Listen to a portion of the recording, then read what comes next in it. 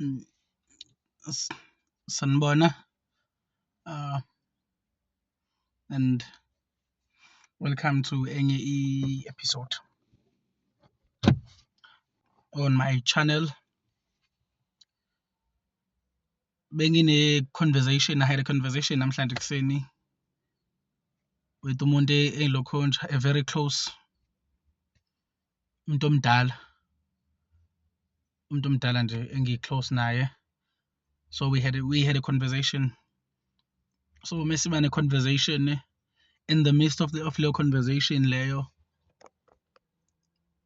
wakhuluma ngokuthi umuntu lo engikhuluma ngayo umuntu oseshadile for years, omdala futhi. So lo muntu was like, kusanda kufika ingane la ethi izalo sibanibani lo engangishade naye. So le ngane lena ayihlali far from la ahlala khona yena. So le ngane iyahlupha, like ingane drive i-taxi iyahlupha, ifike idakiwe, nabangani bayo imemeze, ifike ney'ntombi zayo imemeze, yonke into nje, yenze yonke into engekho right. So njengoba yenza lento lena, iyenza from a decent home, because ngiyalazi lela khaya leliyana. So it's a very decent home, kuney'ngane futhi nakhona vele laphana, kuney'ngane zakhona vele. Lo sisi ayikhulise ngendlela, noma lo mama ayikhulise ngendlela. So siba naleyo conversation naye, we had leyo conversation naye. In the midst of i-conversation, so yangichazela ukuthi lo mfana ukafika amemeza athi, hayi phela isekhaya lana, ngizobona bani, umfana wasekhaya omncane nosisi wami omncane, phela isekhaya la, yabo. Kukhuluma lokho, it stems from a person on anger. It stems from a person on anger. Une-anger in what sense? Akakhuliswanga ngobaba wakhe, and wesi umndeni kababa wakhe uwazi ngoba ubaba wakhe unfortunately esedlulile elokhunja emhlabeni.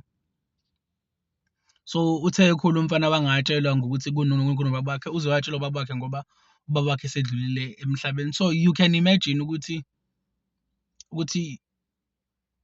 khona abantu ababili abashadile, wena wey'ngane zayelwe ngaphandle komshado, and then years later mase seshonile umuntu wesilisa, sekuvele kufika ingane nje on your doorsteps as a female. Kufika ingane nje ivele kuthiwa le ngane lena izalwa ilo muntu kade ushade naye, yabo. Leyo nto i-tricky because asikwazi ukumvusa lo ngasekhe emhlabeni, sithi kuyena khona umuntu othi unengane la, yabo. Asikwazi ukumvusa simbuze lokho. Usually in the black families into kanjalo ivele yamukele nje, kuthiwa okay, ngoba kuthiwa la ekhaya, ngoba thina siyasaba even ukwenza ama-DNA test thina as black people, siyasaba kakhulu ngoba kuthiwa ilokhunja ihlazo. So in the midst of the conversation lena sibe nayo, sengiya-realize ukuthi no man,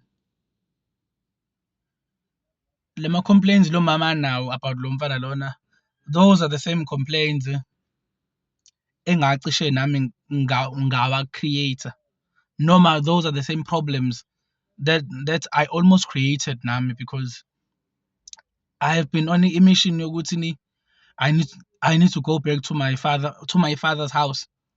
I need to go back to my father's house. I am entitled to half ngoba uyangizala, noma ngathi useshadile, I'm entitled to half. And yonke leyo nto isuka kephi? Isuka from abantu ekade ngihlala nabo back then, because ibona ngathi ngibachazela ukuthi ubaba, yazi ubaba has a house endaweni ethile, and then they were like, hayi ngeke hambe uyifune leyo mali leyo, udeserve half, ulokhunja half lapho, wena ungadlala abanye abantu. So nami ngangenwa yilokho, and then I was like, nami ngifuna ukuclaim umuzi kababa, ngifuna ukuclaim umuzi kababa. But along the way doing lokho, and then I just realized ukuthi lo baba ubengekho, ekubeni kwakhe ngekho, like he didn't care even to involve me empilweni yakhe. So njengoba engasekho manje, sengifuna ukuhamba ngiyoclaim ilokhunja izinto zakhe, ngiyoclaim half abasebenzele kanzima nalo muntu aseshade naye ubaba. aseshadile yis.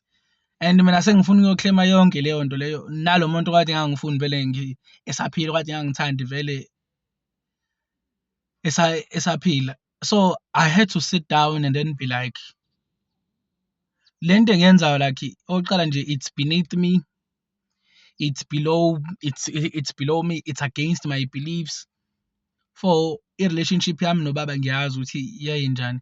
If ever ubaba ever wanted to involve me kunoma yini pertaining yena, wayezokwenza lokho esaphila, wayezokwenza. So uze wadlula emhlabeni akazange akwenze lokho because he never felt a need to do lokho. Uze wadlula emhlabeni akazange akwenze lokho because he never saw the importance of ukuthi mina ngibe lokho nje, ngibe part of impilo yakhe. Even though kubo bangitshela because khona ubaba omncane, my brother's father, engike ngikhulume naye. So the guy is like kumina, awu unkosana yakithi, and I'm like ngiyinkosana yakini. And then he was like, yeah, babakho belweni omdala ekhaya and wena umfana wakhe omdala ekhaya. And like I was so amazed ngale ndlela ukuthi oh, okay ngiyinkosana, not ukuthi for me lento yokuba inkosana omagcino nani nani ngiyayivaluation noma ngilokhu nje ngathini, noma mhlambe ngiyibona ibalekile, like for me it doesn't lokho nje, it doesn't make any difference. It doesn't make any difference because kuma sibathathu ngiphakathi nendawo mina, ngiphakathi nendawo, so angiyena umagcina ngiyona inkosana leyo. So I have never cared about lawo ma hierarchies lawo asemndenini because I've always been ingane le phakathi nendawo. So ubomncane angitshele lokho uthi oh wena uyinkosana and stuff. And I'm like, but still ngiyinkosana ngenjalo, but your brother didn't care, yabo. So deep down ngase ngirealizile vele ukuthi okay yazini angivele ngiyekele lento, but I also decided ukuthi okay kuze ngiyeke fully, I need to go and have a conversation with my father's wife, is. So ngahamba lana ngayombheka. No, actually ngaqamanga, I was around. So I was like angidlule khona. Mengidlula khona luckily ngimfica. Uma ngimfica ngimtshela ukuthi okay ngisacela ukukhuluma nawe because ngangishilo before. I think it was last year ukuthi okay I would like to have a conversation with you about izinto ezithile. So sangakwazi ukuthi sibe nalo conversation leyo. So we had lo conversation leyo, I think it was a month ago. So ngahamba ngahlala naye and then we had a conversation naye, and then I actually told her ukuthi i-relationship yami nobaba ibi kanjani, because mase kuma relationships partner bethu asibatsheli like the full context or the full truth ukuthi okay mina nengane yami yangaphandle engaweni yasemshadweni izinto kanje asikukhulumi lokho isikhathi esiningi, yabo. And ke ubaba passed away during COVID. So ngahamba ngaya kumama lona, we had a conversation kanjalo. It's okay, no, ubaba kumina was like this, ABC way behavior, so ABCD XYZ because of ama reasons zakhe engawazi. But ngokwami I always felt like i-relationship yabo benoma ayizange i-ende ngendlela enhle for yena ubaba. So I think ubaba was hurt. I think ubaba was disappointed somehow because ubaba wakho wisha even uma engasekho emhlabeni, because lezi zinto ngangiyibona ubaba whenever I have conversations naye kokuvela nje ngingenile lokhunje igama lika vela lokhunje, it's like wevela lokhunje adinwe instantly. It's like kukhona into eyim-ignite and ukuthi avele abe frustrated, yabo, abe angry, okukhombisa kona ukuthi oh okay kusho ukuthi izinto ayiphelanga kahle. Mhlawumbe uguy wayesekhethile, mhlawumbe ugirl wayengekho lapho, and then kwakhona ingane eyimina, and then ugirl was like dude sengiphuma kanje. Or it can be ukuthi the guy was toxic and then ugirl was like hayi ngeke mfethu ngiphuma kanje. Or it can be ukuthi ugirl wayengayimisele ngayo uguy and then ugirl was like ngiphuma kanje. But for ubaba lokho akuzange kudlule and kwashiya i-void yena, kwashiya i-anger ne-bitterness, leyo bitterness leyo eyagcina isiwela kumina because ubaba hated me ngale ndlela. Like that guy hated me. even abantu abakubo babesho futhi ubaba akakuthandi wena, waze washo nje wathi noma ngathi uyashona akasoze akubhala ndawo wena. So ngikhulumile nalo mama le nto le, and then umama was like, do you think abantu bakho by saying that they were trying to make things easy for you noma benixabanise kakhulu? So and then I had to tell her ukuthi bangisiza mina ukuthi bangitshele lokho because ilanga realize khona ukuthi okay, kusho ukuthi lento engiyicabangayo nalento engihlezi ngiyibona whenever I am with this guy, because I've always known ukuthi ubaba doesn't like me because of izinto ezenzeka between yena noma. So like I was always aware of ilokho into kanjalo. So by family yakhe telling me kwagcwaliseleka lokho yabo, I was like, oh okay, kusho lento engicabanga vele iyona. And the fact that ubaba washada and azange ngibize, kwangafele phela vele angibize mina, because I think ubaba ushade kabili before he passed away. Washada okokuqala, she married some lady wase Claremont, because ubaba wehlala eClaremont in Pinetown. Wehlala in Pinetown and Claremont, because I remember growing up there was always this lady wayedlula engathi uyintshongweni from Hammersdale ekhaya, wayedlula ngiphi imali angibingelele, awu yami nenhlo njani, no. And then later ke she would explain to abantu basekhaya ukuthi oh no, ushade no lokhunja ubaba. So abantu baba ayikho relationship nabo, they were aware ukuthi okay, I exist but kwakuphela lapho. Ilento engiphinde ngayitshela ulokhunja umama lo ukuthi I would never say mina ubaba was not there for me because of wena. I would never say ubaba mina akazange angondle because of wena, because ubaba ubebehave kanje vele ngisemncane.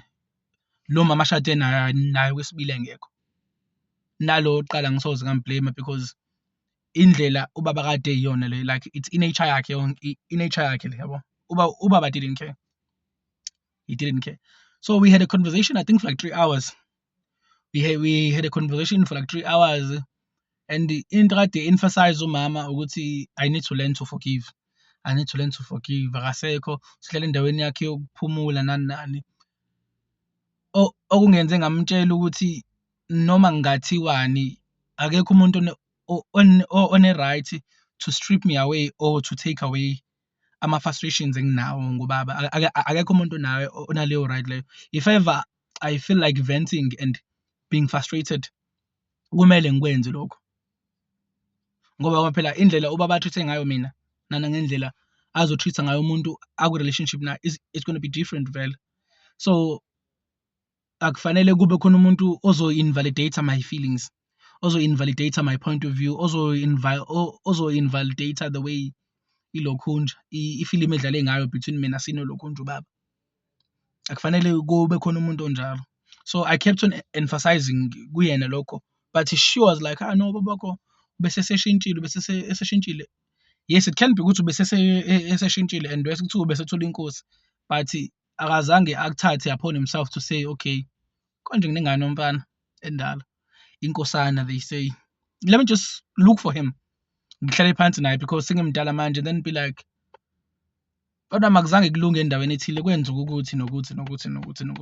It's not because I was being mean to you, but it was because of the circumstances and the situations engibhekene nawo kanje. Kunoma yini eyenzeka between us ongazange uyithande, ngiyacela ukuthi ungixolele, or can you start over? As much as ubaba was a Christian, but akazange lokhunja, akazange afisa ukulungisa i-relationship yami naye, akazange afisa ukwenza lokho. And I told uwife wakhe lokho ukuthi no, kumele vele umkhulumele because ube iphakade lakho, kumele umkhulumele, unayo yonke right vele, and it makes sense because ube upartner wakho vele, nami upartner wami ngingamkhulumela. And then ulokhunja usisi was like, hi but ngamtshela ubaba wakho ukuthi okay, since mina nginey'ngane eziwu-2 engiza nazo emshadweni, nawe asithathe ingane yakho sihlaleni sonke sibe bawu-3.